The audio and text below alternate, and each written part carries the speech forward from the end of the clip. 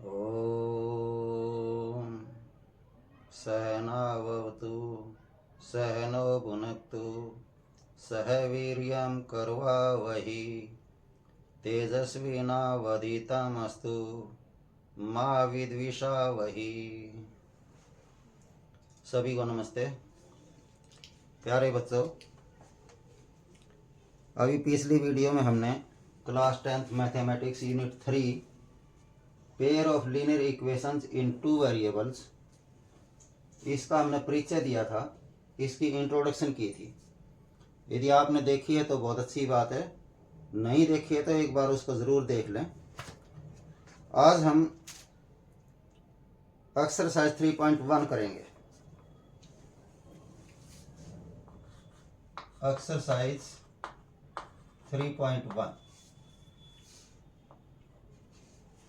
यदि इंट्रोडक्शन देखी है आपने तो इस एक्सरसाइज को बहुत आसानी से समझ सकते हैं। चलिए पहला सम लेते हैं। ये लिखा है form the pair of linear equations in the following problems. नीचे कुछ प्रॉब्लम्स दी हैं, उनमें हमने लीनियर इक्वेशंस फॉर्म करनी है, बनानी है। And find their solution graphically, और उनका फिर ग्राफिकली हमने सॉल्यूशन देना है। तो इसका फर्स्ट सम का फर्स्ट पार्ट है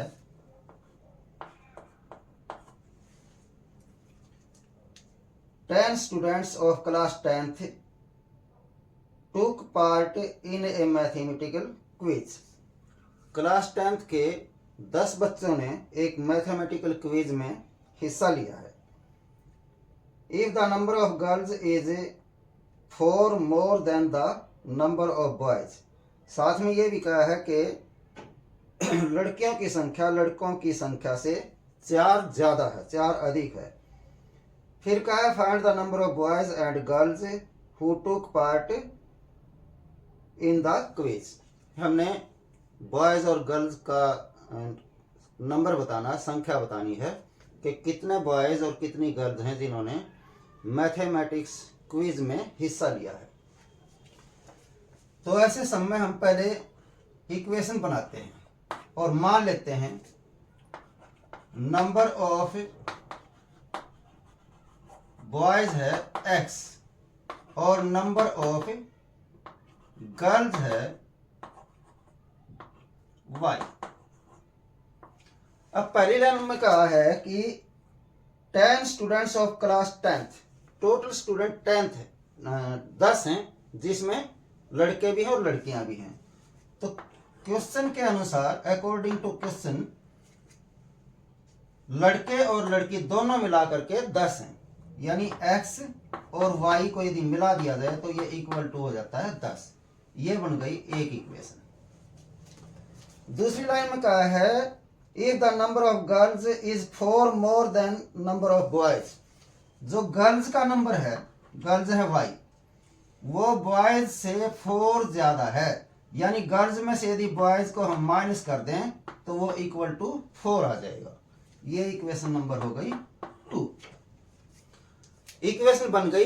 अब हमने इनको ग्राफिकली सॉल्व करना है। ग्राफिकली सॉल्व करने के लिए हमें इन दोनों का ग्राफ बनाना है। पहले हम इक्वेशन 1 लेते हैं और इसकी टेबल बना लेते हैं।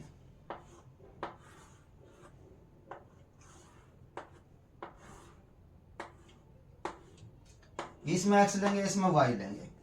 इस इक्वेशन में हम x की वैल्यू रखते जाएंगे और y की वैल्यू निकालते जाएंगे।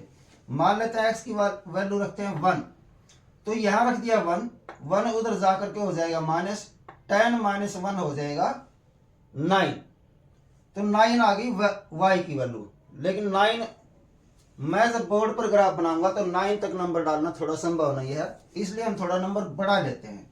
मान लेते हैं x की वैल्यू लेते हैं 4, यहां ले लेते हैं 4, तो 4 इधर जाके हो जाएगा माइनस, 10 माइनस 4 हो गया 6, y आ गया 6।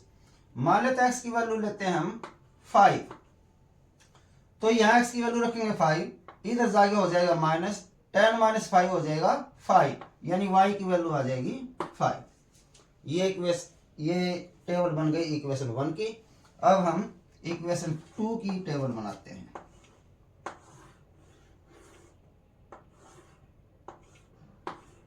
ये x रखेंगे, यहाँ y रखेंगे, x की वैल्यू रखते जाएंगे। मान लेते हैं x की वैल्यू 1 रखते हैं, तो यहाँ -1 हो जाएगा, इधर लेके जाएंगे तो +1 हो जाएगा। 4 + 1 कितना हो जाएगा? 5। मान लेते हैं x की वैल्यू हम यहाँ पर 0 रखते हैं, x की वैल्यू रखते हैं 0, तो यहाँ 0, इधर जा करके भी 0, यानी y = क्या बचेगा? 4। ये हमारी दो टेबल बन गई हैं। अब हम ग्राफ बनाते हैं। ये x एक्सिस होता है, ये y एक्सिस होता है, ये इनका ओरिजिन होता है जिसको हम 0 लिख लेते हैं। और यहाँ जो तुम ग्राफ पेपर पर बनाओगे तो बराबर बराबर गैप में आपको मिलेंगी थोड़ी गाढ़ी लाइन, उन पर नंबर रखना 1 2 3 4 5। x, ये x एक्सिस पर x की तरफ होते हैं पॉजिटिव और x डैश की तरफ होते हैं नेगेटिव, -1 -2 -3 एंड सो ऑन। ऐसे ही y की तरफ पॉजिटिव 1 2 3 4 5 6, और नीचे होते हैं नेगेटिव -1 -2 -3, और आपके जितना लिखना चाहे लिख सकते हैं। फिलहाल आ जाते हैं टेबल पर। पहले इक्वेशन की टेबल लेंगे। इसमें देखो x की वैल्यू यदि 4 है तो y की वैल्यू 6 है। x की वैल्यू ये है 4 और y की वैल्यू 6, ये दोनों आपस में जहां पर मिलेंगे ये आ गया कोऑर्डिनेट 4 and 6, कोऑर्डिनेट्स लिख देंगे इसके, ये आ गया 4 and 6 का पॉइंट। अब इसी में x 5 है तो y 5 है, x 5 है तो y भी 5 है, ये यहां करके मिल जाएंगे और इसके कोऑर्डिनेट लिख देंगे 5 और 5। ठीक है, ये दो पॉइंट आगे, दोनों को मिला करके बढ़ा देंगे। पहले इक्वेशन का ग्राफ बन गया। अब दूसरी इक्वेशन की टेबल लेते हैं। x की वैल्यू 1 है तो y की वैल्यू 5 है, x की वैल्यू 1 है और y की वैल्यू 5 है, तो यहां पर ये मिल जाएंगे। कोऑर्डिनेट लिख देते हैं 1 and 5। फिर x की वैल्यू 0 है तो y की वैल्यू 4 है, x की वैल्यू 0 है और y की वैल्यू 4 है, ये हो गए 0 and 4। ठीक है, ये दो पॉइंट आ गए, इन दोनों पॉइंट्स को मिला करके हम बढ़ा देंगे। ठीक है, अब देखते हैं ये जो दो ग्राफ बन गए हैं, ये दोनों लाइन आपस में कहां पर क्रॉस कर रही हैं, कहां पर आपस में काट रही हैं।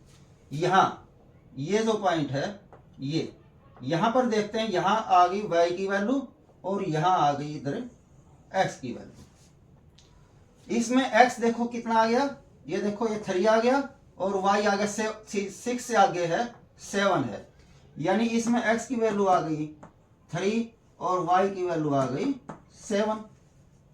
x हमने क्या माना था? नंबर ऑफ बॉयज, तो नंबर ऑफ बॉयज कितने आ गए? 3। और y हमने क्या माना था? नंबर ऑफ गर्ल्स, तो नंबर ऑफ गर्ल्स कितना आ गया? 7। ऐसे करते हैं ग्राफिकली सॉल्व इक्वेशंस को। ठीक है, समझ आ गया होगा। इसका दूसरा पार्ट देखते हैं, थोड़ा और अधिक समझ आएगा। फर्स्ट सम का सेकंड पार्ट देखते हैं।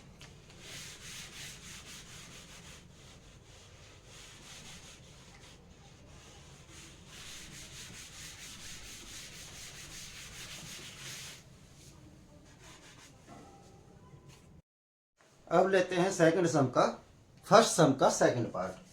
फर्स्ट सम का second part, 5 pencils and 7 pens together cost ₹50, whereas 7 pencils and 5 pens together cost ₹46. Find the cost of 1 pencil and 1 pen. हमने कॉस्ट फाइंड करनी है एक पेंसिल की और एक पेन की, तो वही मान लेते हैं हम। Let the cost of 1 pencil equal to rupees x, और मान लेते हैं cost of 1 pen equal to rupees y. पहली लाइन में बोला है कि 5 पेंसिल एंड 7 पेन्स, एक पेंसिल की कीमत है x, तो 5 पेंसिल की कीमत हो जाएगी 5x। 7 पेन, एक पेन की कीमत है y, तो 7 पेन की हो जाएगी 7y, और इन दोनों की टोटल कॉस्ट है ₹50, यानी इन दोनों को हम ऐड करेंगे तो आ जाएगा 50। ये इक्वेशन 1 बन गई। दूसरी लाइन में बोला है 7 पेंसिल 5 पेन्स, एक पेंसिल की कीमत x, तो 7 पेंसिल की 7x। 5 पेन्स, एक पेन की कीमत y, तो 5 पेन की 5y। ठीक है, और इन दोनों की टोटल कॉस्ट ₹46 है, तो हम इनको ऐड करेंगे तो इक्वल टू आ जाएगा 46। ये इक्वेशन नंबर 2 आ गई। ठीक है, अब हम इसको सॉल्व करते हैं। पहले इनकी टेबल बनाते हैं। पहले हम इस इक्वेशन को लेते हैं, टेबल बनाते हैं, y को एक साइड करते हैं, बाकी को एक साइड कर लेते हैं। ये 7y हम यहीं रख लेते हैं, इक्वल टू 50 पहले से है, इसको इधर करेंगे -5x हो गया। हमने केवल y को यहाँ रखना है, तो 50 - 5x तो उधर है ही, 7 आ जाएगा अपॉन में।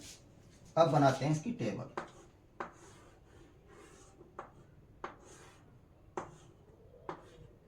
x और y, हम x की वैल्यू रखेंगे यहाँ पर, मान लेते हैं x की वैल्यू रखते हैं 3, तो ये हो जाएगा 5 × 3 15, माइनस करेंगे 35, 7 से डिवाइड करेंगे तो 5। मान लेते हैं हम यहाँ रखते हैं 5, तो ये हो जाएगा 25, 50 में से 25 माइनस करें 25 अपॉन 7।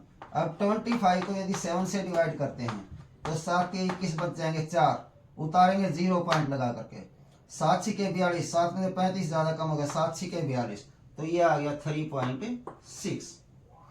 अब लेते हैं दूसरी इक्वेशन, इसमें भी वही काम करना। पहले y को हम इधर रखेंगे, 5y है इधर, इक्वल टू उधर पहले से 46 है, इस 7x को उधर करेंगे माइनस का 7x आ जाएगा। अब केवल y हमने यहाँ रखना है, तो 46 - 7x उधर है ही, अपॉन में आ जाएगा 5। ठीक है, फिर हम एक टेबल बनाते हैं। जब टेबल बनाएं तो एक बात का ध्यान रखें कि कोई एक नंबर तो ऐसे रखें जो x के इसमें रखें, वही इसमें रखें। अभी चलो 3 रखते हैं, 7 × 3 21 हो जाएगा। 46 में से 21 माइनस करो, ये बच गए 25, और अपॉन में है 5, तो 25 को 5 से डिवाइड करेंगे तो आ जाएगा 5। x की वैल्यू हमने यहाँ क्या रखी थी 3। ठीक है, अब x की वैल्यू रखते हैं 5, ये हो जाएगा 5 से 35, बच जाएंगे केवल 11। 11 को 5 से भाग दोगे तो आ जाएगा 2.2, 5 दूनी 10, 5 दूनी 10। ठीक है, अब ये दोनों टेबल बन गई। अब बनाते हैं ग्राफ।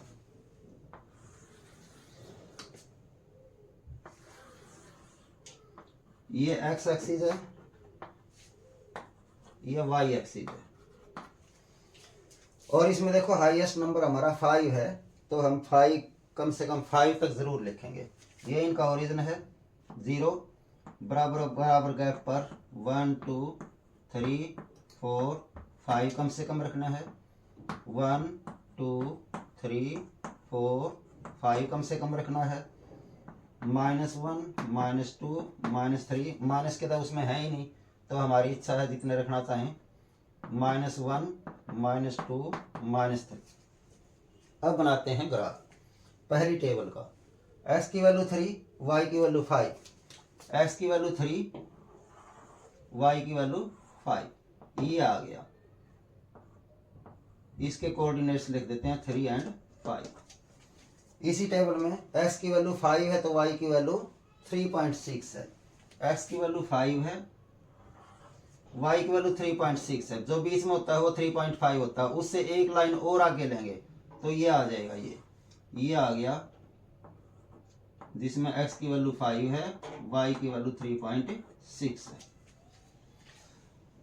दोनों पॉइंट हमने लगा लिए हैं, दोनों को मिला करके आगे पीछे बढ़ा देते हैं। ये बन गया इसका एक इक्वेशन का ग्राफ। अब दूसरी इक्वेशन का ग्राफ लेते हैं। x की वैल्यू 3 है तो y की वैल्यू 5 है। x की वैल्यू 3, y की वैल्यू 5, ये 3 और ये 5 यहीं पर आकर मिलेंगे, यानी ये दोनों का पॉइंट हो गया। x की वैल्यू 5 है, y की वैल्यू 2.2 है। x की वैल्यू है 5, y की वैल्यू 2.2 है, तो 2 से 2 लाइन आगे गिनेंगे और ये आ गया यहाँ पर x की वैल्यू 5, y की वैल्यू 2.2। दोनों पॉइंट लग गए, दोनों को मिला करके थोड़ा बढ़ा लेते हैं। ये ग्राफ बन गया दूसरी टेबल का। ठीक है, अब हमने देखना कि दोनों इक्वेशंस के ग्राफ की लाइंस कहाँ पर काट रही हैं। यहाँ पर काट रही हैं दोनों की, और ये जो पॉइंट है यहाँ पर x की वैल्यू है 3 और यहाँ पर y की वैल्यू है 5। यहाँ x आ गया 3, y आ गया 5। इक्वेशन सॉल्व हो गई। लेकिन हमें बताना क्या था, द कॉस्ट ऑफ 1 पेंसिल। तो यहाँ पर देखो x की वैल्यू 3 आई है, हमने 1 पेंसिल की कॉस्ट मानी थी x, तो इसका मतलब कॉस्ट ऑफ 1 पेंसिल हो गई ₹3। ऐसे ही कॉस्ट ऑफ 1 पेन की हमने मानी थी y, तो कॉस्ट ऑफ 1 पेन कितना हो गया ₹5। सोल्व हो गया। आशा है समझ आ गया होगा। सेकंड सम पर चलते हैं।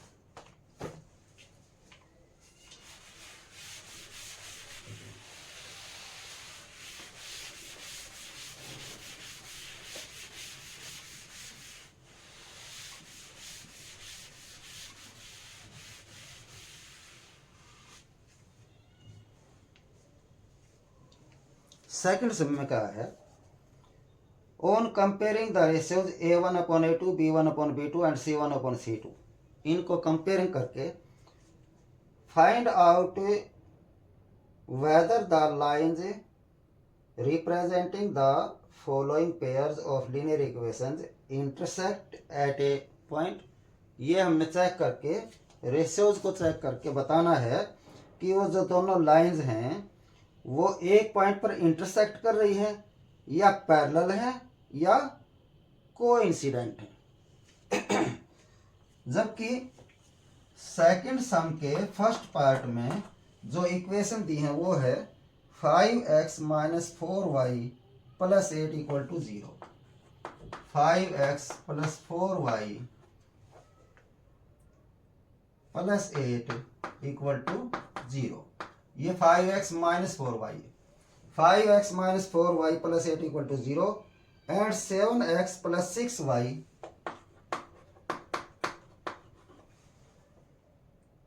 -9 = 0। ये दो इक्वेशन हैं, और अब इनको हम, इनकी रेशो को चेक करके हमने ये बताना है कि ये दोनों लाइन एक पॉइंट पर इंटरसेक्ट कर रही हैं, या पैरेलल हैं, या कोइंसिडेंट हैं। तो यदि आप लोगों ने पहली वीडियो देखी है तो इसकी स्टैंडर्ड फॉर्म होती है जो a1x - b1y प्लस, या प्लस ही होता है, a1x + b1y + c1 = 0 होता है। दूसरी इक्वेशन में a2x + b2y और प्लस c2 = 0 होता है। यानी ये पहली इक्वेशन में a1 की वैल्यू, b1 की वैल्यू और c1 की वैल्यू, ऐसे ही दूसरी इक्वेशन में a2 की वैल्यू, b2 की वैल्यू और c2 की वैल्यू ये होती हैं। तो हम चेक करते हैं a1/A2। पहले x के साथ जो भी है पहली इक्वेशन, वो a1 की वैल्यू है वो 5 है, अपॉन में a2 दूसरी इक्वेशन में x के साथ जो वैल्यू है वो है, ये आ गया 5/7। अब हम चेक करते हैं b1/B2। y के साथ जो वैल्यू है ये है -4, अपॉन दूसरी इक्वेशन में y के साथ जो वैल्यू है वो है 6। अब हम चेक करते हैं क्या ये दोनों बराबर हैं, क्या ये दोनों इक्वल हैं। बिल्कुल नहीं है, ये 5/7 है, ये -4/6 है, इक्वल नहीं है। तो इसका मतलब a1/A2 is not equal to b1/B2।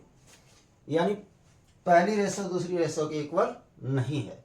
यदि ये इक्वल नहीं होता है तो क्या होता है, एक यूनिक सॉल्यूशन होता है। और यूनिक सॉल्यूशन कब होता है, जब वो दोनों लाइंस एक दूसरे को केवल एक पॉइंट पर इंटरसेक्ट करें।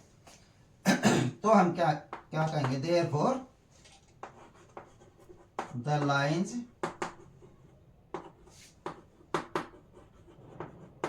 इंटरसेक्ट एट ए पॉइंट, एक पॉइंट पर ये इंटरसेक्ट करें। ठीक है, दूसरे सम की देखते हैं, दूसरे पार्ट की इक्वेशंस। दूसरे सम में है 9x + 3y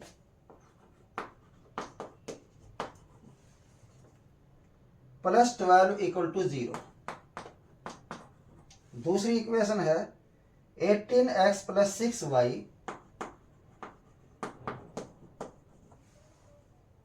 + 24 = 0। चेक करते हैं पहले a1/a2 की वैल्यू रख के। a1 की वैल्यू है 9, a2 की वैल्यू है 18। कटते हो तो काट सकते हैं, 9 एकम 9, 9 दूनी 18, ये 1/2 आ गया। अब हम b1/b2 चेक करते हैं। b1 की वैल्यू है 3, b2 की वैल्यू है 6। कटते हो तो काट सकते हैं, ये आ गया 1/2। ये दोनों इक्वल आ गए। यदि ये दोनों इक्वल आ जाते हैं तो फिर हमें तीसरी रेशियो भी चेक करनी है। अब हम c1/c2 चेक करते हैं। c1 की वैल्यू है 12 अपॉन ct की वैल्यू है 24। ये भी कैंसिल हो रहे हैं, 1/2 यानी ये भी 1/2 आ गया। ये तो दिखाई दे रहा है 1/2 1/2 1/2, यानी a1/a2 इक्वल है b1/b2 इक्वल है c1/c2। इसका मतलब तीनों इक्वल हैं, तो इसका मतलब ये हुआ कि इसके बहुत सारे सॉल्यूशन हैं। यानी एक दूसरे के ऊपर दूसरी लाइन आएगी, तो इसका मतलब हो गया ये जो लाइन है ये कोइंसिडेंट हैं। तो हम लिख देते हैं लाइंस आर कोइंसिडेंट।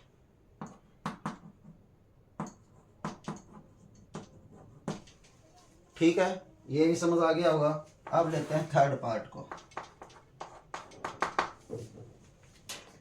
इसमें 6x - 3y + 10, 6x - 3y + 10 = 0।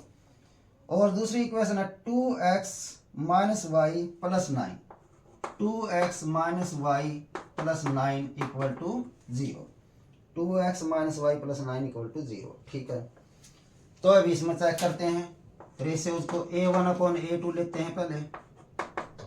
ये है 6 ये है 2। कटते हैं तो काट सकते हैं, 2 1 = 2, 2 3 = 6, ये आ गया 3/1। अब b1/b2 चेक करते हैं।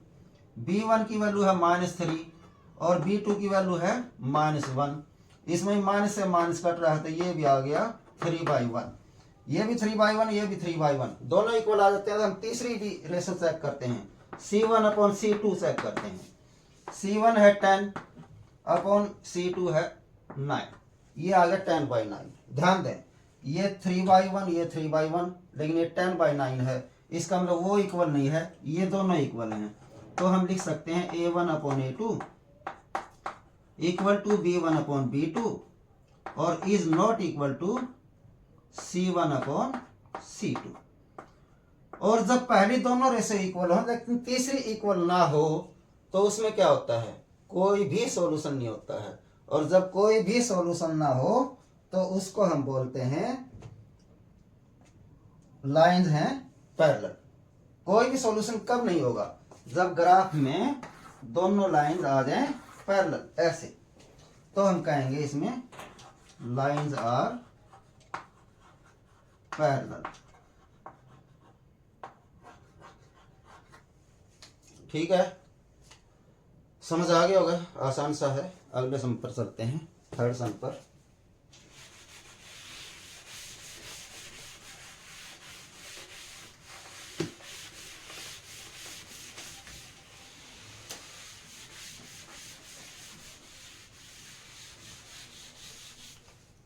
सम नंबर 3।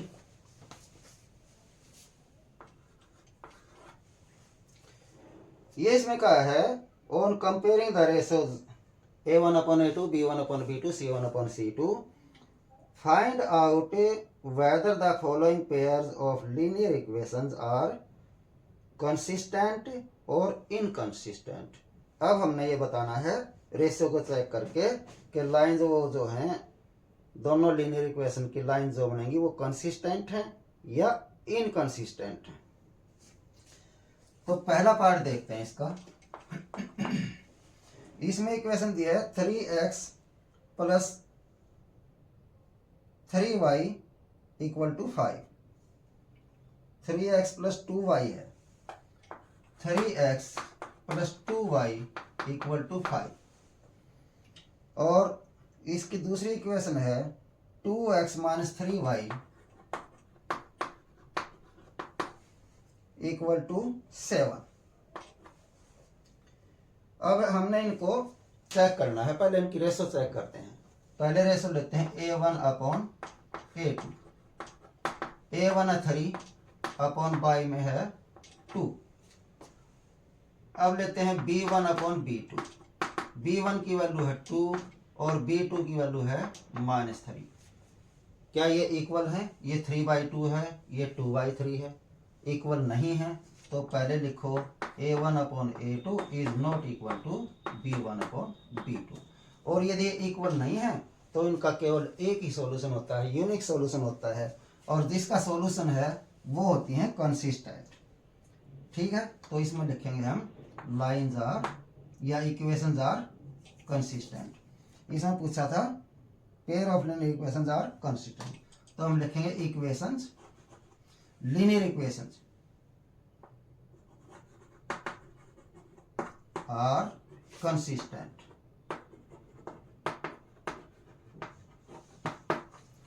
ठीक है, बड़ा इजी सा है। इसका सेकंड पार्ट देखते हैं। सेकंड पार्ट, इसमें इक्वेशन है 2x minus 3y equal to 8। 2x minus 3y equal to 8 और है 4x minus 6y equal to 9। 4x minus 6y equal to 9। Check करते हैं। पहले A1 अपॉन A2 लेते हैं। ये है 2/4, काट सकते हैं। 2 1 जा 2, 2 2 जा 4, 1/2 आ गया। अब B1 अपॉन B2 लेते हैं। ये है -3 अपॉन -6, माइनस से माइनस कट गया, 3 1 जा 3, 3 2 जा 6, ये भी 1/2 आ गया। यदि ये दोनों इक्वल आ जाते हैं तब हम तीसरी रेशो भी चेक करते हैं। C1 अपॉन C2 लेते हैं। ये है 8, ये है 9, ये आ गया 8/9। तो देखते हैं कि ये 1/2 है, ये 1/2 है, ये 8/9 है, तो इसका मतलब ये दोनों इक्वल है, वो तीसरा इक्वल नहीं है। यानी A1 अपॉन A2 इक्वल है B1 अपॉन B2 के, लेकिन इक्वल नहीं है C1 अपॉन C2। और जब ऐसी सिचुएशन आ जाती है, जब ये C1 अपॉन C2 इनके इक्वल नहीं होता है, तो इनका कोई भी सॉल्यूशन नहीं होता। और जब कोई भी सॉल्यूशन नहीं हो तो इक्वेशन होती हैं इनकंसिस्टेंट। तो लिख देंगे therefore equations are inconsistent.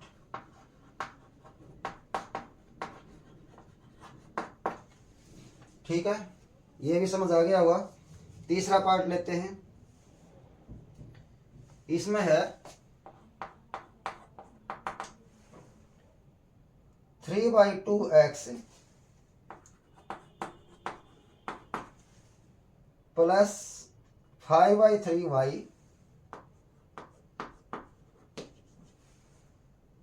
Equal to 7।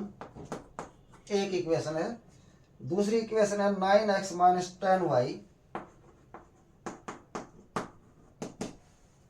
Equal to 14। Check करना है इक्वेशन कंसिस्टेंट हैं या इनकंसिस्टेंट हैं। तो पहले हम चेक करते हैं A1 अपॉन A2। A1 की वैल्यू है 3/2 अपॉन B की वैल्यू है 9। काट सकते हैं। 3 1 जा 3, 3 3 जा 9, ऊपर आ गया 1, नीचे 2 इंटू 3 6 आ गया। अब हम चेक करते हैं B1 अपॉन B2। B1 है 5/3 अपॉन B2 है -10, काट सकते हैं हम, 5 1 जा 5, 5 2 जा 10, ये -10 है, ध्यान दें। तो ऊपर 1 आ गया और नीचे 3 इंटू -2 आ गया -6। तो चेक करते हैं क्या 1/6 और माइनस का 1/6 इक्वल है? नहीं है। तो हम कहेंगे A1/A2 is not equal to B1/B2। और यदि ये इक्वल नहीं है तो क्या होता है, एक ही सॉल्यूशन होता है, और एक ही सॉल्यूशन होता है तो हम कहेंगे देयरफॉर इक्वेशंस आर कंसिस्टेंट। ठीक है, आसान सा है ये भी। अगले सम पर लेते हैं, फोर्थ पार्ट लेते हैं। फोर्थ पार्ट में इक्वेशन दिया 5x - 3x = 11, 5x - 3x = 11। दूसरी इक्वेशन है -10x + 6y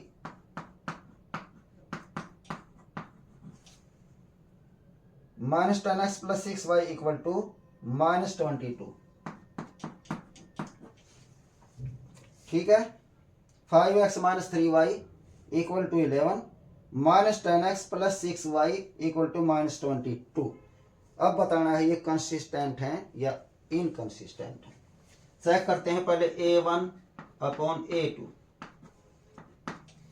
A1 है 5/A2 है -10, काट सकते हैं, 5 1 जा 5 2 जा, यानी ये आ गया -1/2। अब हम चेक करते हैं B1/B2। B1 की वैल्यू है -3/B2 की वैल्यू है 6, काट सकते हैं, ये भी आ गया -1/2। अब देखो ये भी -1/2 है, ये भी -1/2 है। तब हम तीसरी रेशो भी चेक करते हैं, यानी C1/C2। C1 की वैल्यू है 11 और C2 की वैल्यू है -22, काट सकते हैं, ये भी आ गया -1/2, यानी ये तीनों इक्वल आ गई। A1/A2 इक्वल है B1/B2 इक्वल है C1/C2।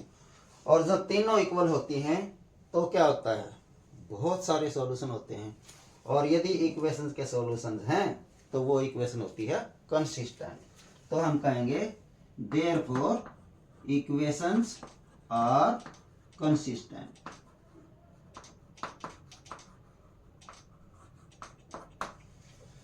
ठीक है, समझ आ गया होगा। अगले पार्ट पर चलते हैं। थर्ड सम के 4 पार्ट हो गए हैं, 5वें पार्ट पर चलते हैं।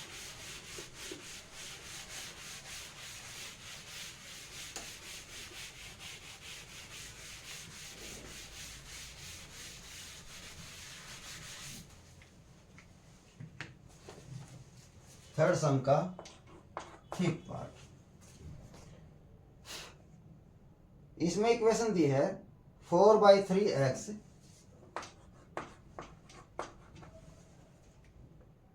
+ 2y = 8। दूसरी इक्वेशन है 2x + 3y = 12। चेक करते हैं A1/A2। A1 की वैल्यू है 4/3, A2 की वैल्यू है 2, काट सकते हैं, 2 2 जा 4, ये आ गया 2/3। अब चेक करते हैं B1/B2। B1 की वैल्यू है 2, B2 की वैल्यू है 3, 2/3 2/3, ये तो दोनों इक्वल हो गई। तो तीसरी भी चेक करते हैं C1/C2। C1 की वैल्यू है 8/C2 की वैल्यू है 12, 4 2 जा 8, 4 3 जा 12, ये भी आ गया 2/3, 2/3 2/3 2/3। इसका मतलब तीनों रेशो इक्वल हैं। A1/A2 = B1/B2 = C1/C2। और जब तीनों इक्वल होती हैं तो इनके बहुत सारे सॉल्यूशन होते हैं, और जब बहुत सारे सॉल्यूशन होते हैं तो वो इक्वेशंस होती हैं consistent. Therefore equations are consistent.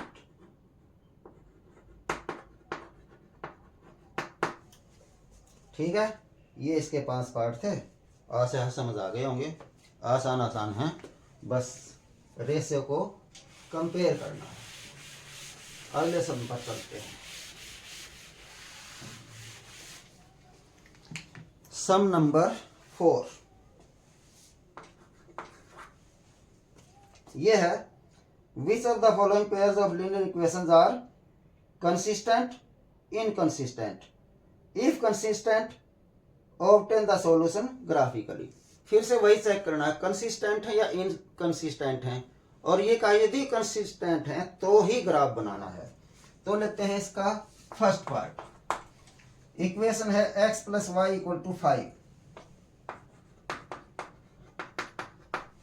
और दूसरी इक्वेशन है 2x plus 2y equal to 10, 2x plus 2y equal to 10। पहले हमने इसको चेक करना है ये कंसिस्टेंट है या इनकंसिस्टेंट है। तो पहले हम a1 अपॉन a2 निकालते हैं। a1 की वैल्यू 1 है, a2 की वैल्यू 2 है, 1/2 आ गया। अब b1 अपॉन b2 की वैल्यू निकालते हैं। b1 की वैल्यू 1 है, b2 की वैल्यू 2 है, ये दोनों इक्वल आ गए। तीसरा भी चेक करते हैं। अब c1 अपॉन c2 निकालते हैं। c1 की वैल्यू 5 है और c2 की वैल्यू 10 है, ये कैंसिल होकर के आ गया 1/2, तीनों इक्वल आ गए। यानी a1 upon a2 equal to b1 upon b2 equal to c1 upon c2। और जब तीनों इक्वल होते हैं तो इसके बहुत सारे सॉल्यूशन होते हैं, एक लाइन के ऊपर से दूसरी लाइन आती है, तो इसका मतलब ये कंसिस्टेंट है। और इन्होंने कहा है यदि कंसिस्टेंट है तो इसको ग्राफिकली सॉल्व कीजिए। ग्राफिकली सॉल्व करना तो पहले इक्वेशन 1 लेते हैं और उसकी टेबल बनाते हैं। x plus y equal to 5 है, y को यहाँ रखो, 5 माइनस x हो जाएगा। टेबल बनाते हैं, यहाँ x लेते हैं, y लेते हैं। x की वैल्यू मान लेते हैं 2, तो y की वैल्यू 5 माइनस 2 3। x की वैल्यू मान लेते हैं 1 मान लेते हैं, चलो 5 माइनस 1 4, y की वैल्यू आ गई 4। अब इक्वेशन 2 लेते हैं, ये है 2x plus 2y equal to 10। हमने केवल y को यहाँ रखना है, 2y equal to 10 minus 2x हो जाएगा, और y equal to 10 minus 2x पहले से है, अपॉन में आ जाएगा 2। टेबल बना लेते हैं, x y, x की वैल्यू यही लेते हैं। देखो 2 यहाँ 2 लेते हैं, 2 इंटू 2 4 हो गया, 10 माइनस 4 6 हो गया, 6 को 2 से डिवाइड करेंगे तो 3। x की वैल्यू 2 ली थी, x की वैल्यू 1 ले लेते हैं, तो ये हो जाएगा 2, 10 में से 2 माइनस करेंगे 8/2 हो जाएगा 4। ठीक है, अब ग्राफ बनाते हैं। x x dash, y y dash, ये 0 1 2 3 4 1 2 3 4 -1 -2 -3 -1 -2 -3। x की वैल्यू 2 है तो y की वैल्यू 3 है, x की वैल्यू 2 है, y की वैल्यू 3 है, यहाँ करके मिल गए 2 और 3। x की वैल्यू 1 है तो y की वैल्यू 4 है, x की वैल्यू 1 y की वैल्यू 4, यहाँ करके मिल गए, और इनको हम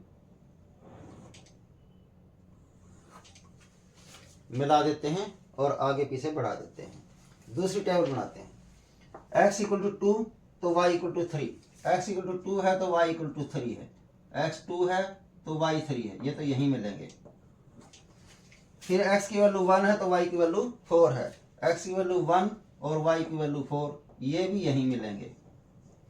तो दूसरी लाइन भी यही आ गई। तो इसके सॉल्यूशन कितने हो गए? बहुत सारे, क्योंकि एक लाइन के ऊपर से दूसरी लाइन आ गई, कोइंसाइड हो गई, तो इसका मतलब इसके बहुत सारे सॉल्यूशंस हैं। तो यहां पर हम लिख सकते हैं मैनी सॉल्यूशंस। ठीक है, दोनों का 2 भी सॉल्यूशन है, 2 और 3 भी सॉल्यूशन है, 1 और 4 भी सॉल्यूशन है, और आगे निकालेंगे तो वो भी इसके सेम सॉल्यूशन आएंगे। तो समझ आ गया होगा भाई। पहले हमने चेक करना था कंसिस्टेंट है या इनकंसिस्टेंट है, और फिर यदि कंसिस्टेंट है तो हमने इसको ग्राफिकली सॉल्व करना है। तो ये ग्राफिकली सॉल्व हो गया। सेकंड पार्ट पर चलते हैं इसके।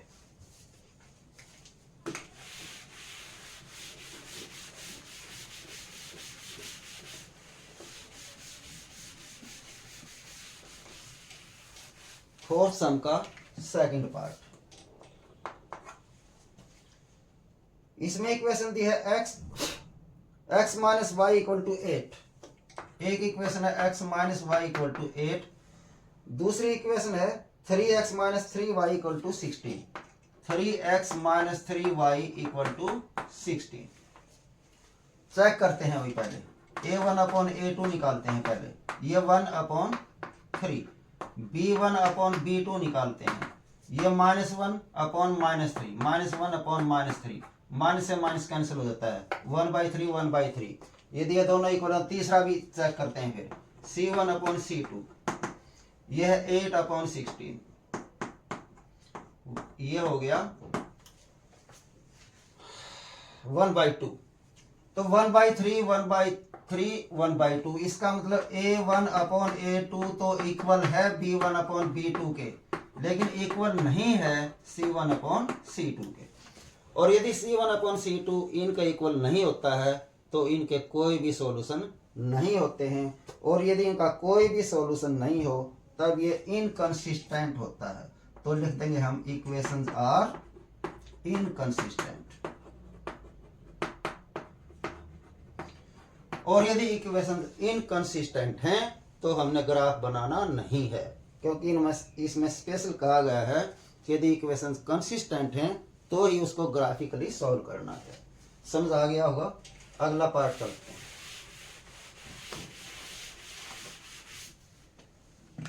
फोर्थ सम का थर्ड पार्ट।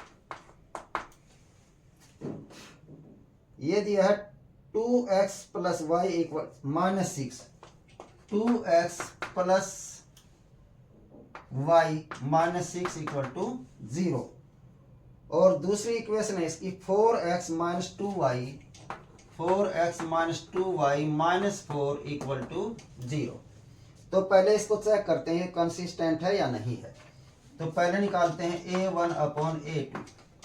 इसकी वैल्यू है 2 और अपॉन 4।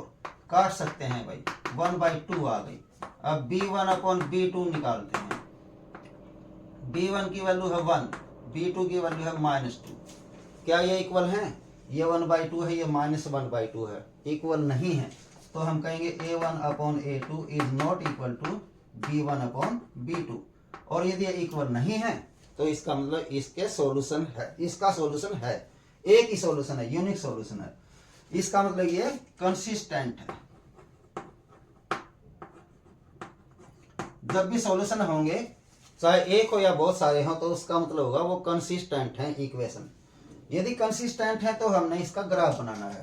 पहले लेते हैं पहली equation 2x plus y minus 6 equal to 0। हमने y को यहाँ रखना, बाकी उधर करेंगे। 6 उधर जाके प्लस हो जाएगा, 2x उधर जाके माइनस हो जाएगा, -2x। अब इसकी हम एक टेबल बना लेते हैं। कुछ भी वैल्यू रखो, मान लेते हैं 2 रखते हैं x की वैल्यू। तो 2 2 जा 4, 6 में से 4 माइनस करेंगे तो आ जाएगा 2। मान लेते हैं 3 रखते हैं x की वैल्यू। तो 3 2 जा 6, 6 माइनस 6 हो जाएगा 0। अब इक्वेशन दूसरी लेते हैं।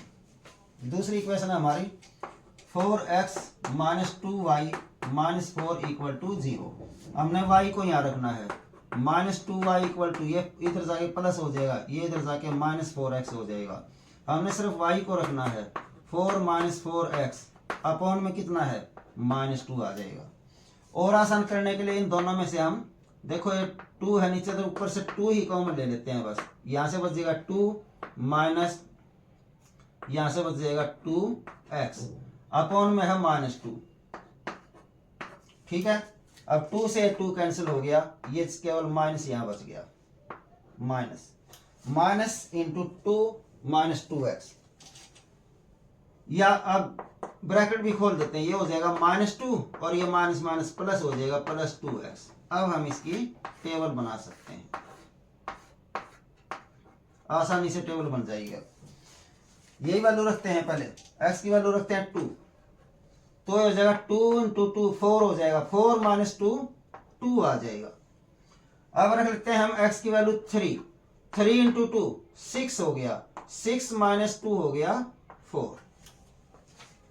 ठीक है, ये बन गई हमारी टेबल। अब हम ग्राफ बनाते हैं। ये x एक्सिस, ये y एक्सिस, ये इनका ओरिजिन है 0 1 2 3 4 minus 1 2 3 4 minus 1 minus 2 minus 3 minus 1 minus 2 minus 3, और जितना लेना चाहो तो पहली टेबल से बनाते हैं। अभी x की वैल्यू 2, y की वैल्यू भी 2, x की वैल्यू 2, y की वैल्यू भी 2, ये यहाँ करके मिल गए। कोऑर्डिनेट्स लिख देते हैं इनके 2 and 2।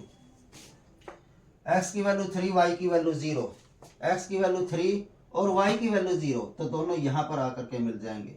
x की वैल्यू 3, y की वैल्यू 0, ये 2 पॉइंट आ गए। इन दोनों को मिला करके हम आगे पीछे बढ़ा देते हैं।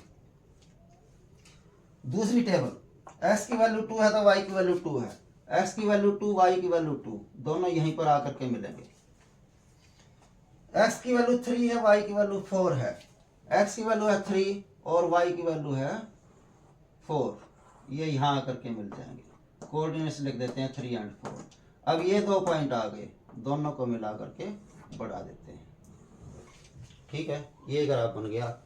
अब इसका सॉल्यूशन क्या आया, यहाँ पर दोनों लाइन मिल रही हैं, ये दोनों लाइन यहाँ पर काट रही हैं, तो इसका मतलब x की वैल्यू आ गई 2 और y की वैल्यू आ गई 2, x equal to 2 and y equal to 2। ये ग्राफिकली सॉल्व हो गया। और सॉल्व हमने कब करना था, जब ये कंसिस्टेंट थे। इनकंसिस्टेंट होते तो सॉल्व नहीं करना था। आशा समझ आ गया होगा। इसका थर्ड पार्ट लेते हैं, फोर्थ पार्ट लेते हैं, फोर्थ सम का फोर्थ पार्ट।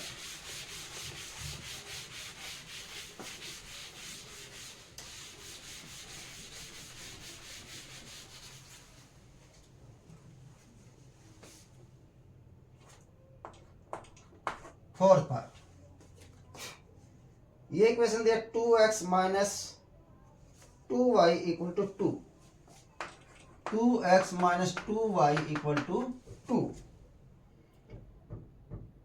और दी है 4x minus 4y, 4x minus 4y minus 5 equal to 0। पहली इक्वेशन में था 2x माइनस 2y माइनस 2, ये है माइनस 2 इक्वल टू 0। ये 2 इक्वेशन दे रखी हैं और इसमें हमने बताना है पहले के कंसिस्टेंट है या इनकंसिस्टेंट है। तो पहले हमने इसकी a1 अपॉन a2 चेक करना है। a1 है 2 अपॉन a2 है 4, काट सकते हैं, 1/2 आ गया। फिर हम चेक करते हैं b1/b2, ये है माइनस 2 अपॉन ये है माइनस 4, माइनस से माइनस कट गया, 2 1 जा 2, 2 2 जा 4, ये भी 1/2 आ गया। यदि ये दोनों इक्वल आ गए तो तीसरा फिर चेक करना है हमने, c1 अपॉन c2 निकालते हैं। c1 की वैल्यू है माइनस 2 अपॉन c2 की वैल्यू है माइनस 5, माइनस से माइनस कैंसिल हो गया, 2/5 आ गया। इससे देखने से पता चलता है कि a1 अपॉन a2 इक्वल है b1 अपॉन b2 के, लेकिन इक्वल नहीं है c1 अपॉन c2 के। और जब ये तीसरा रेशो इक्वल नहीं होता है तो इसका कोई भी सॉल्यूशन नहीं होता है, और जब कोई भी सॉल्यूशन नहीं हो तो वो इक्वेशंस होती हैं inconsistent. Therefore equations are inconsistent.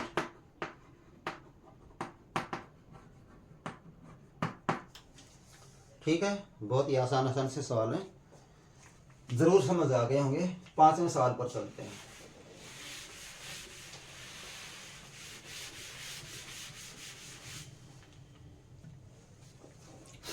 Some number 5, ये लिखा है इसमें, half the perimeter of a rectangular garden whose length is 4 metre more than its width. एक रेक्टेंगुलर गार्डन है, उसकी लेंथ उसकी विड्थ से 4 मीटर ज्यादा है। पहले तो यही मान लेते हैं, let the width of garden is equal to x metre. अब यदि विड्थ x मीटर है तो इसकी जो लेंथ है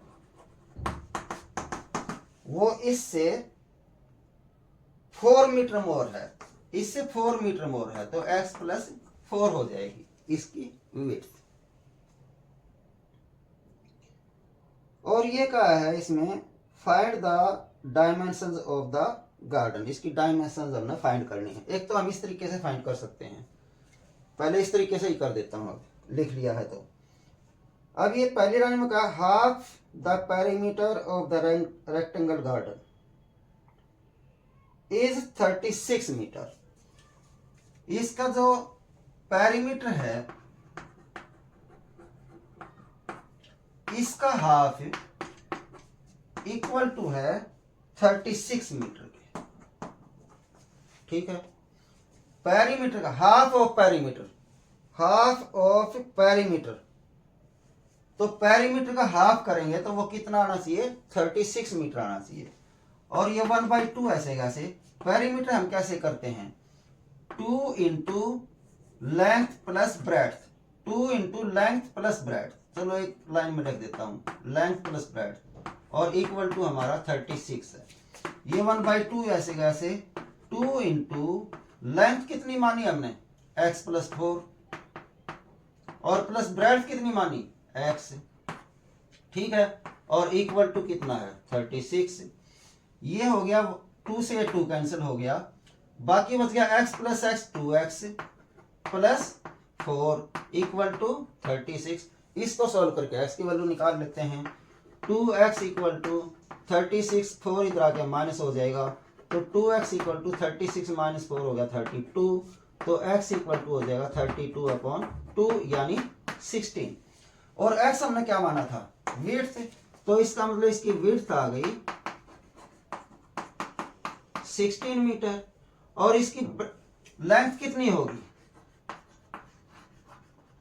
लेंथ देखो कितनी है, x प्लस 4, और x हमारा आ गया 16, यानी 16 प्लस 4 यानी 20 मीटर,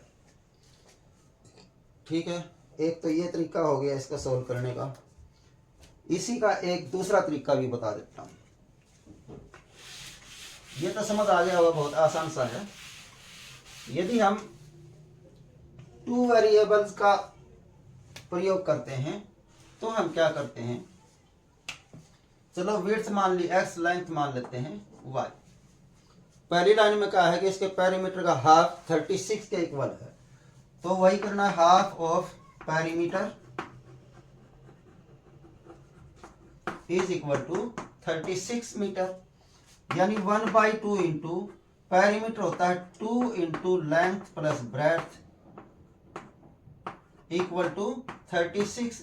ये 2 से 2 तो यहीं कैंसिल कर लेते हैं, लेंथ और ब्रेड्थ यहां से रख लेते हैं, यानी ब्रेड्थ है, हाँ लेंथ है y प्लस ब्रेड्थ है x इक्वल टू 36। ये इक्वेशन 1 बन गई।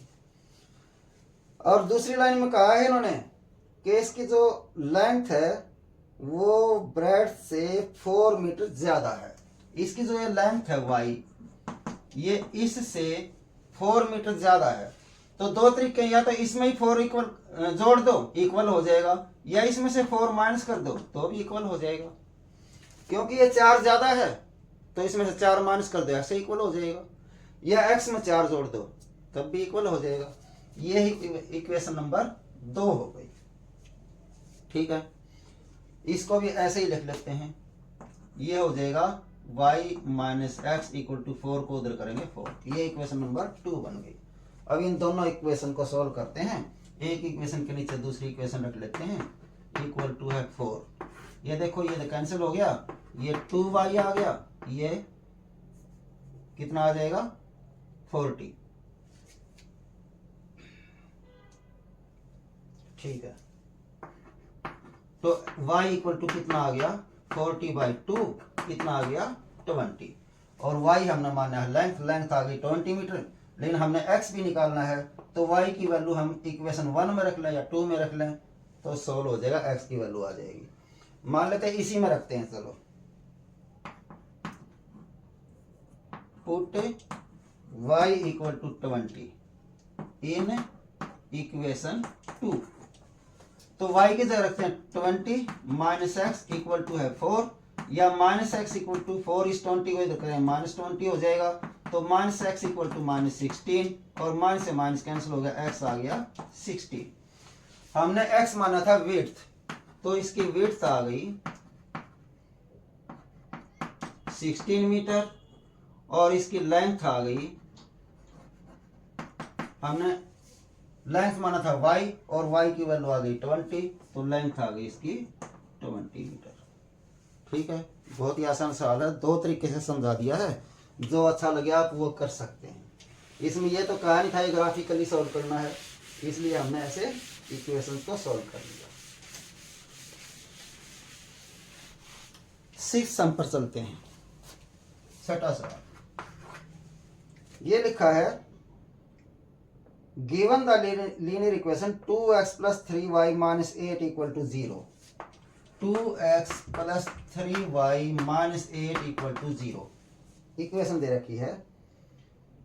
Right another linear equation in 2 variables such that the geometrically representation of the pair so found is. हमने एक और इक्वेशन लिखनी है लीनियर इक्वेशन, और वो इस तरीके से लिखनी है कि यदि उनका ग्राफिकली सॉल्व करें तो आना चाहिए नंबर 1 इंटरसेक्टिंग लाइन।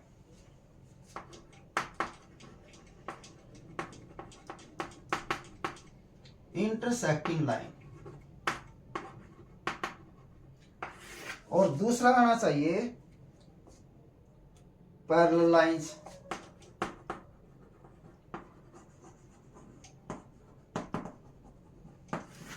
और तीसरा आना चाहिए कोइंसिडेंट लाइंस।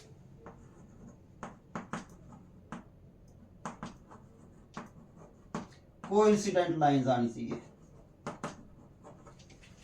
एक इक्वेशन हमारे को दे रखी है, हमने एक और ऐसी इक्वेशन लिखनी है जिससे वो दो लाइन बन जाए इंटरसेक्टिंग लाइन या पैरेलल लाइन और कोइंसिडेंट लाइन।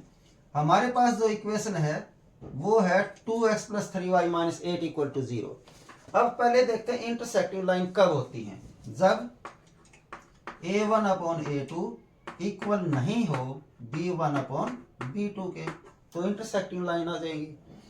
पैरेलल लाइन कब होती है, पैरेलल लाइन का मतलब कोई भी सॉल्यूशन नहीं, और कोई भी सॉल्यूशन कब नहीं होता, जब a1 अपॉन a2 इक्वल हो b1 अपॉन b2 के, लेकिन इक्वल नहीं हो c1 अपॉन c2 के। और कोइंसिडेंट का मतलब एक दूसरे के ऊपर से दूसरी लाइन, वो कब होती हैं, जब ये तीनों रेसे इक्वल होती हैं, a1 अपॉन a2 इक्वल हो b1 अपॉन b2 और इक्वल हो c1 अपॉन c2 के। ठीक है, एक इक्वेशन हमारे पास दी हुई है 2x plus 3y minus 8 equal to 0। अब हमने दूसरी इक्वेशन ऐसी लिखनी है कि ये दोनों रेसे इक्वल ना हो, यानी ये और ये दोनों इक्वल ना हो। इसको कुछ भी लिख सकते हैं, ये दोनों इक्वल नहीं आने चाहिए। मान लेते हैं यहां लिख लेते हैं 4x और प्लस यहां लिख लेते हैं 2y, यहां कुछ भी लिख दो, प्लस 6 लिख दिया इक्वल टू 0। अब देखो इसमें a1 अपॉन a2 हो गया 2/4 और b1 अपॉन b2 हो गया 3/2। ये काट भी लेते हैं तो 1/2 आ गया। क्या ये दोनों इक्वल हैं? नहीं है, नहीं है, तो इसका मतलब ये वो इक्वेशन है दूसरी जिससे दोनों लाइन इंटरसेक्टिंग होंगी। अब आ जाते हैं यहां पर, हमारे पास इक्वेशन दी हुई है 2x plus 3y minus 8 equal to 0। अब हमने ऐसी इक्वेशन बनानी है जिससे ये दोनों तो इक्वल हों लेकिन ये इक्वल ना हो, c1 अपॉन c1 2 इक्वल ना हो, तो ये इक्वल होनी चाहिए। ये इक्वल कब होंगी? जब ये दोनों इक्वल होंगे, या इन दोनों का यहां जो दूसरी इक्वेशन लिखेंगे ये दोनों पॉइंट यहाँ के इक्वल हो जाएं, या इनसे डबल हो जाए, ट्रिपल हो जाए, जितने भी हो जाएं, यानी सेम से मल्टीप्लाई कर लेंगे हम इसको। मान लेते हैं ये हो गया 4x, 2 से इसको मल्टीप्लाई कर लिया, और मान लेते हैं ये हो गया 6y। अब देखो 2/4 1/2 आ जाएगा, 3/6 1/2 आ जाएगा। लेकिन हमने ये वाला ऐसा लेना है जिससे C1/C2 इक्वल ना हो, यानी यहां पर हमने कोई ऐसा नंबर लेना है जिससे ये इन दोनों के इक्वल ना हो। मान लेते 9 ले लेते हैं इक्वल टू 0। तुम कुछ भी ले सकते हो, ये 1/2 है, ये 1/2 है, यहां 1/2 नहीं होना चाहिए बस। तो ये बन गई दूसरी इक्वेशन। इसमें हमें पता चल गया कि A1/A2 तो है, A1/A2 और B1/B2 तो इक्वल हैं, लेकिन C1/C2 इक्वल नहीं है। तीसरे में इक्वेशन है हमारी 2x + 3y - 8 = 0। इसमें कहा तीनों इक्वल होने चाहिए, तीनों इक्वल होने चाहिए। तीनों नंबर को सेम नंबर से मल्टीप्लाई कर देते हैं। मान लेते 2 से करते हैं, 2 × 2 = 4x + 2 × 3 = 6y और -2 8 = 16 = 0। देखो तीनों बराबर होंगे। 2/4 यानी 1/2, 3/6 यानी 1/2, -8 - 16 यानी 1/2, तीनों इक्वल हैं तो ये लाइन हो जाएंगी कोइंसिडेंट लाइंस। बहुत ही आसान सा सवाल है, आशा है जरूर समझ आ गया होगा। अब लेते हैं सम नंबर 7।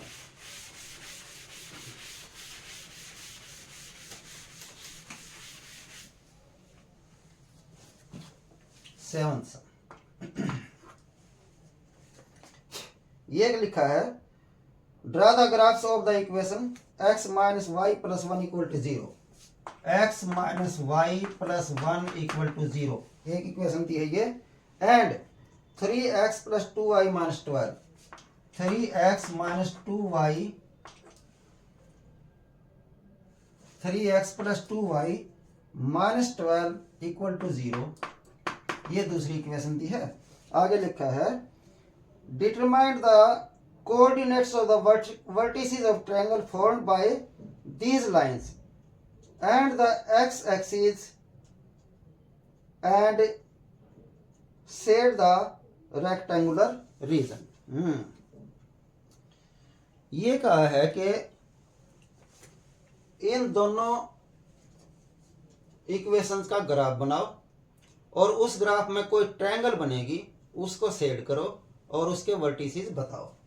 ठीक है, तो पहले हम इसकी बना लेते हैं टेबल। पहली इक्वेशन की, इसमें हम y को एक साइड रख लेते हैं, y को इधर कर लेते हैं। यहां बच जाएगा x + 1 = y, यानी y = x + 1। इसकी टेबल बनाते हैं, x y। हम x की कोई भी वैल्यू रख लेते हैं, मान लेते हैं 1 रखते हैं तो 1 + 1 2 हो जाएगा y। 2 रख लेते हैं, 2 + 1 3 हो जाएगा y। अब लेते हैं दूसरी इक्वेशन, इसमें भी हम y को इधर रखें, बाकी उधर करेंगे। ये 2y इधर है ही, = हो जाएगा 12, उधर जाके प्लस हो जाएगा और 3x उधर जा करके -3x हो जाएगा। सिर्फ y हमने यहाँ रखना है, 12 - 3x अपॉन में हो जाएगा 2। अब इसकी टेबल बना लेते हैं। यही वैल्यू रखेंगे हम, आसान हो जाता है उससे। 1 रखते हैं यहाँ पर, 3 × 1 3 हो गया, 12 में से 3 माइनस हो गया 9 बच गया। 9/2 कितना हो गया 4.5। हमने वैल्यू रखी थी 1।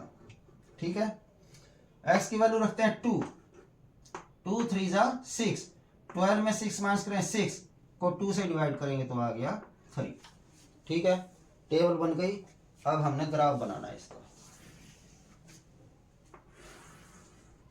ये x एक्सिस है, ये y एक्सिस है, ये इनका ओरिजिन है 0 1 2 3 4 5, ऐसे ही -1 -2 -3 1 2 3 4 5 -1 -2 -3, और जितना ज़्यादा लिखना चाहो तो लिख सकते हैं। फिलहाल हम पहली टेबल का ग्राफ बनाते हैं। x की वैल्यू 1 है तो y की वैल्यू 2 है, x की वैल्यू 1 है तो y की वैल्यू 2 है। ये दोनों यहाँ पर आकर के मिल जाएंगे। x की वैल्यू 1, y की वैल्यू 2, कोऑर्डिनेट्स लिख दिए। ठीक है, फिर x की वैल्यू 2 है तो y की वैल्यू 3 है। ये 2 है x की वैल्यू और y की वैल्यू 3 है, ये आ गया। ठीक है, 2 और 3। और हम इसको मिला करके बढ़ा देते हैं। नाम रख सकते हैं, बाद में रखेंगे। दूसरा बनाते हैं, x की वैल्यू 1 है तो y की वैल्यू 4.5 है। x की वैल्यू 1 और y की वैल्यू 4.5 यहाँ आ जाएंगे, नहीं 4.5 यहाँ आ जाएंगे। x की वैल्यू 1, y की वैल्यू 4.5। ठीक है। दूसरा है x की वैल्यू 2, y की वैल्यू 3। x की वैल्यू 2 और y की वैल्यू 3 ये यहीं पर मिल जाएंगे। ठीक है, ये 2 पॉइंट आ गए, इन दोनों को मिला करके हमने बढ़ा देना है। ठीक है, अब आप देख रहे होंगे एक ट्रायंगल बन गई है।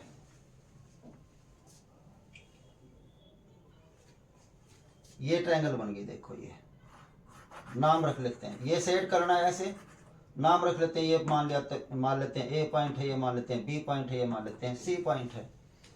तो यदि आप लोग ग्राफ पर बनाएंगे तो बिल्कुल यहाँ से गुजरेगी ये लाइन, थोड़ी सी हमारी इधर से गुजर रही है, थोड़ी यहाँ से गुजरेगी, यहाँ ऐसे बनेगी ट्रायंगल। ये लाइनों पर बनाने से एकदम एक्यूरेट आएगी। तो इसमें जो वर्टिसेस बताने हैं हमने, ये आ गया ए बी सी। इनमें से एक वर्टिसेस हो गया हमारा ये x-1 है जिसमें, और y जिसमें 0 है।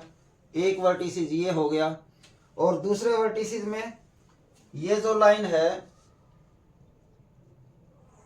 ये लाइन ऐसे गुजरेगी, ऐसे, यानी ये हो जाएगा x की वैल्यू 4 हो जाएगी जिसमें, y की वैल्यू 0 हो जाएगी। ये दूसरा आ जाएगा, और तीसरा वर्टिसेस आ जाएगा।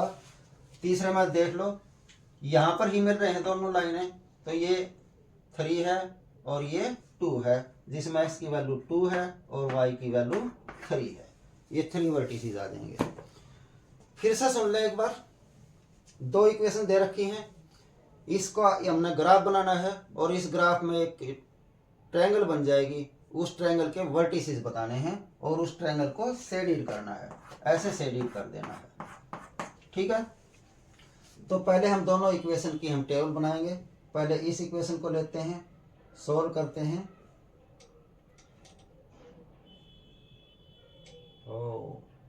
हाँ, ये यहीं सोल्व करिए यहाँ पर।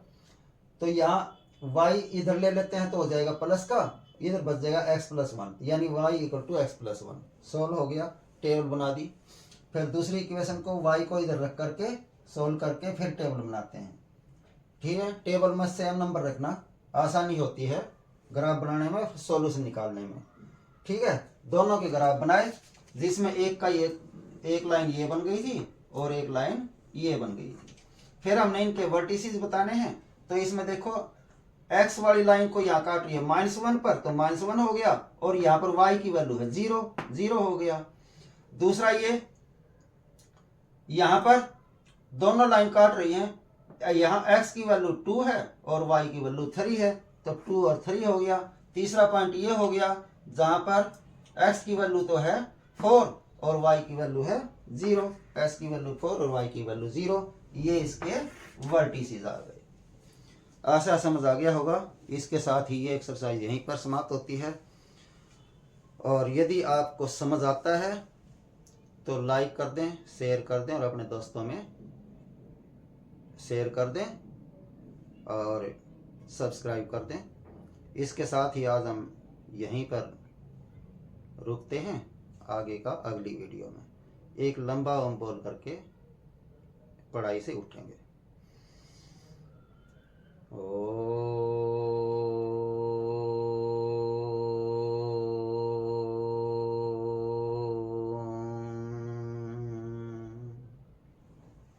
सभी को नमस्ते।